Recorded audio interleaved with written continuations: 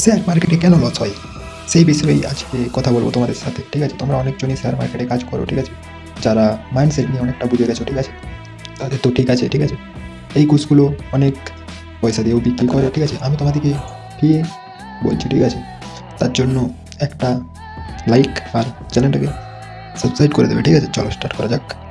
হ্যাঁ, ট্রেডাররা কেন লস করে? অনেক ট্রেডাররাই আছে, দেখবে তারা প্রফিট তো করছে, একটা প্রফিট তখন 10,000 থেকে 15,000 তানি চলে যায়, ঠিক আছে, সে সেইটাও পেয়ে গেল, ঠিক আছে, প্রফিট করেছে, তারপরেও 20,000 লাগিয়ে 25,000 প্রফিট করেছে। তখন তার মাইন্ডটা হয় আরও বেশি করে লাগিয়ে বেশি করে তোলার চেষ্টা করে, ঠিক আছে।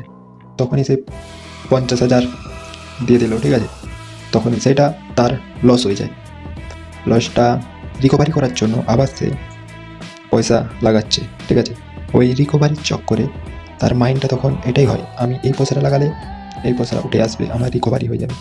কিন্তু সেই মাইন্ডটাই তাকে ঠিক করতে হবে। এক ধরনের বলে লোভ, ঠিক আছে। লোভটা যখন বেড়ে যাবে তখন আপসে আপসেই নেমে যাবে কাটা, তোমার অ্যাকাউন্ট খালি হয়ে যাবে ওই লসের রিকভারির জন্য, ঠিক আছে। তখন একদিনে 3টে ট্রেড নাও, ঠিক আছে, 3টেই নাও, তোমার লস হলো শেয়ার মার্কেট থেকে তুমি বেরিয়ে যাবে, আর লাভ হলো তুমি শেয়ার মার্কেট থেকে বেরিয়ে যাবে। এটাই মাইন্ডটা ঠিক করো। মাইন্ডটা এক ঘরে থেকে 6 মাস তুমি দেখো কি হচ্ছে, তুমি যে এই জিনিসটা করছো, কি হতে চাইছো, সেটা তুমি ভালোভাবে দেখো, ঠিক আছে। তারপরেই একটা ভেবে চিন্তে স্টেপ লাও, সেই স্টেপটাই যেন তুমি সাকসেস হও, ঠিক আছে।